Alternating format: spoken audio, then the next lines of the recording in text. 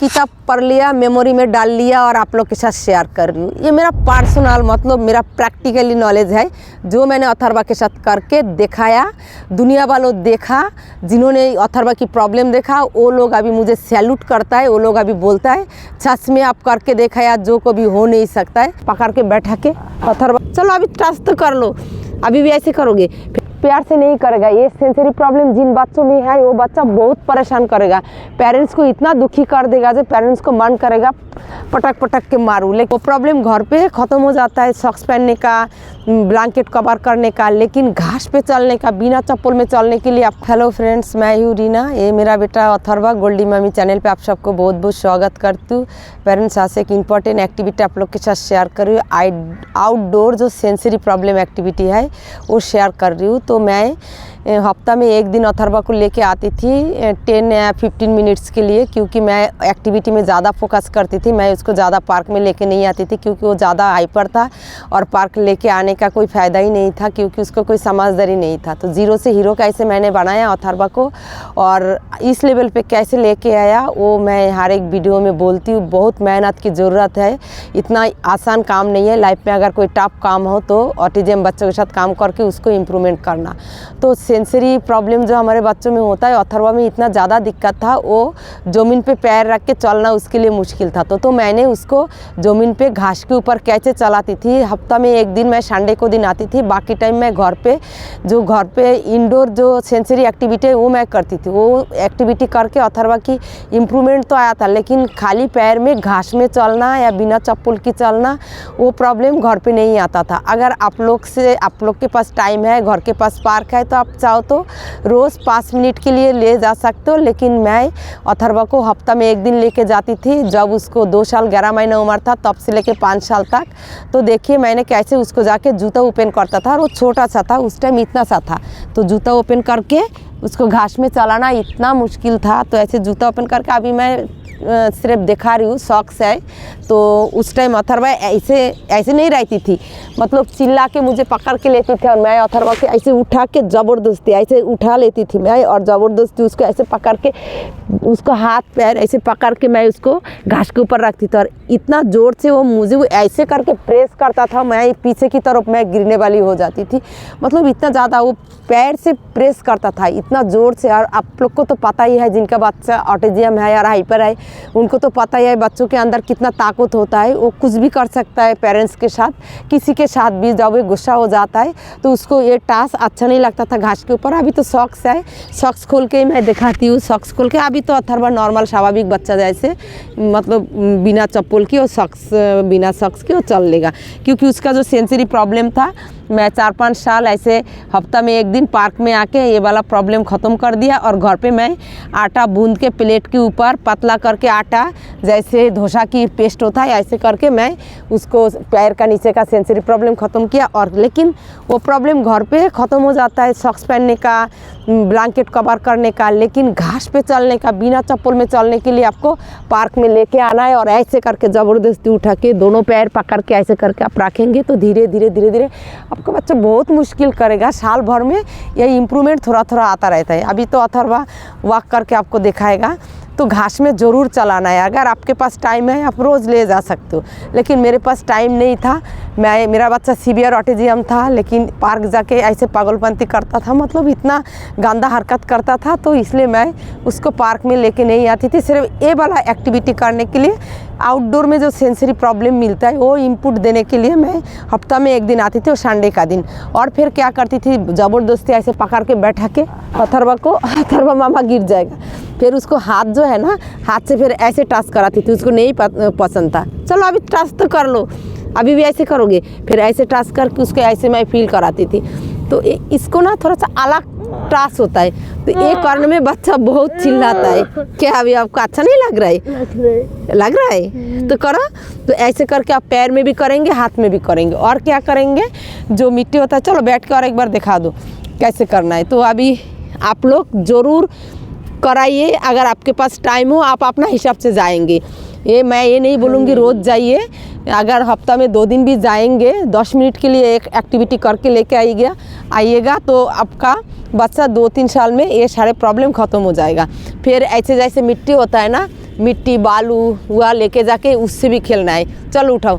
तो ये मैंने क्या करती थी, मिट्टी से जो खेलने का काम था, ये मैं मिट्टी 5 किलो मिट्टी छत पे रख लिया था। छत पे रख के फिर मिट्टी में हाथ लगाना तो अथर्वा के लिए ऐसे लगता था अथर्वा और उसका मामी दोनों फाइट कर रहा है, युद्ध चल रहा है। उसको ऐसे गोदी में पकड़ के, छोटा सा था, अभी तो मुश्किल होता है मेरे से अथर्वा को पकड़ के उठाना, तो उस टाइम ऐसे करके मैं ऐसे पकड़ के रखती थी और इतना चिल्लाता था, ऐसे प्रेस करता था, कभी कभी मैं पीछे की तरफ गिर भी जाती थी।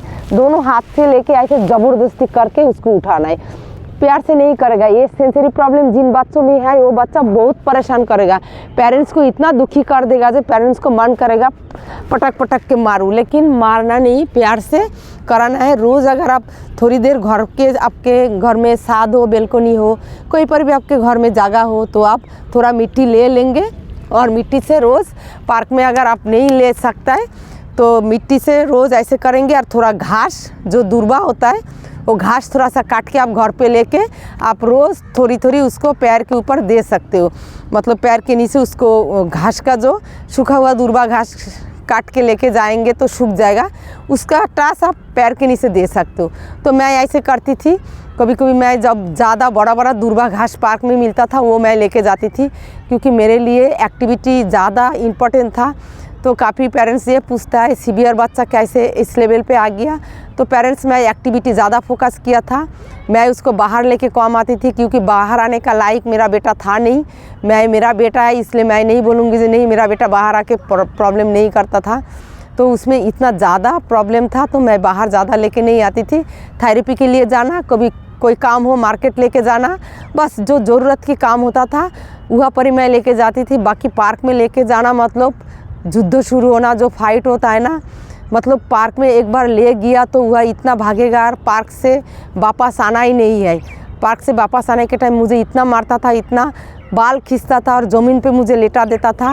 उस चक्कर में मैं उसको लेके नहीं जाते थे जब तक अथर्वा को हाइपर एक्टिविटी काफ़ी हद तक काम डाउन नहीं होगा। तो 5 साल के बाद फिर अथर्वा की हाइपर एक्टिविटी जब काम डाउन हो गया, मतलब 60% काम डाउन हो गया था, तो अब मैंने धीरे धीरे उसको हफ्ता में 1 दिन 2 दिन ऐसे करके थोड़ी देर के लिए पार्क लेके जाना शुरू कर दिया था। और झूला झूलाने के लिए मैं घर पे झूला बना लिया था। पार्क में जाके झूला मिलता नहीं था और पार्क में जाके ऐसे करता था, मतलब बताने का वर्ड नहीं है। जो बच्चा हाइपर होता है ना और जो सीवियर होता है, जिसको पेरेंट्स का बच्चा सीवियर है वो माँ जानता है जे बच्चे को एक एक्टिविटी कराना कितना मुश्किल है, कितना टफ है।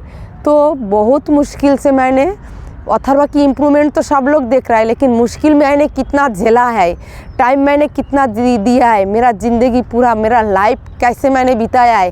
अभी इस चक्कर में अथर्वा के साथ एक्टिविटी करने का चक्कर में मैं अब 1 साल से बीमार पड़ा हुआ हूँ। मेरे पेट में, मेरा हर चीज़ में, मतलब मेरे शरीर में इतना बीमारी आ गया जिसका कोई हिसाब किताब नहीं है, लेकिन वो लोगों को नज़र में नहीं आता है। लोग सिर्फ ये सोचता है सीवियर बच्चा कैसे इम्प्रूवमेंट हो गया। मेरा मेहनत किसी ने नहीं देखा ना, जो मेरा घर वाला जो मेरा अड़ोस पड़ोस वाला लोग देखा उनको पता है जे मैंने क्या क्या किया अथर्वा के साथ। और मैं हर एक पेरेंट्स को ये कॉन्फिडेंस दिलाना चाहती हूँ, पेरेंट्स हमारे बच्चों में जितना भी दिक्कत हो, कोई भी प्रॉब्लम हो, अगर हम जी जान लगा के बच्चों के साथ एक्टिविटी करेंगे तो हमारा बच्चा 100% इम्प्रूवमेंट करेगा। ये कोई नहीं ले सकता, ये मेरा अपना कॉन्फिडेंस है, मेरा पर्सनल कॉन्फिडेंस है। मैं कभी कोई मेडिसिन यूज़ नहीं किया, ना मैं कोई थेरेपिस्ट हूँ, ना मैं कोई गूगल सर्च मारा, ना मैं कभी कोई बुक पढ़ा है, लेकिन मेरा जो पर्सनल नॉलेज जो मेरे को अथर्वा से मिला वो कॉन्फिडेंस के साथ मैं कह सकती हूँ आप लोग भी कराइए, आपका बच्चा भी बहुत आगे जाएगा। किसी की बात नहीं सुनना, किसी की बातों में नहीं आना। आप जितना काम करेंगे और आपको कभी नेगेटिव सोचना ही नहीं, हमेशा पॉजिटिव सोचना है। जितना देर लगाना है बच्चा लगा ले, ये सोचना है दिमाग में, हमेशा बैठा के रखना है जो बच्चे जितना टाइम लगाना है आप लगा लो, लेकिन मैं तुम्हें इम्प्रूवमेंट करके दिखाऊंगी। तो अथर्वा के साथ 7 साल का मेरा जो पर्सनल नॉलेज है अथर्वा की इस लेवल पे मैंने लेके आया। तो कितना कहाँ हद तक मैंने मेहनत किया सिर्फ मुझे पता है, ऊपर वाला को पता है, तब जाके ऊपर वाला अच्छा रिजल्ट दिया है। तो आपको भी ज़रूर मिलेगा।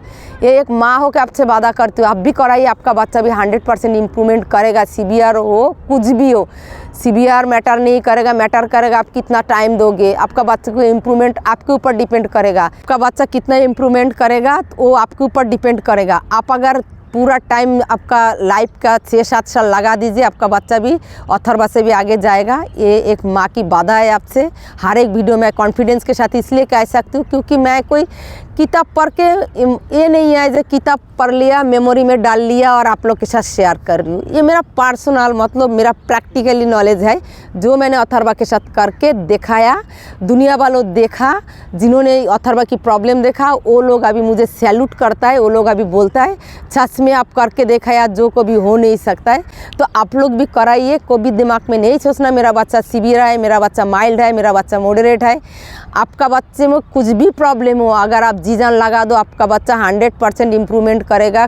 किसी का बात नहीं सुनना, बस ये मेरा कॉन्फिडेंस के साथ ये कहना। आप सब लोग गार्ड बांध लीजिए, आप लोग काम कराइए, पूरा टाइम लगा दीजिए, किसी का इधर की उधर की बातें सुनना ही नहीं। कोई कुछ बोले आप बस टाइम लगा दो अपना एक्टिविटी में। बच्चे को दिमाग में इतना प्रेशर डालो, इतना काम कराओ जो इसको दिमाग चलने लगे, तब जाके आपका बच्चा इम्प्रूवमेंट करेगा। तो आज यहाँ तक, नेक्स्ट वीडियो में न्यू एक्टिविटी के साथ फिर आप लोग के साथ मिलती हूँ। Tata bye bye, thank you so much. Tata bye bye, thank you so much.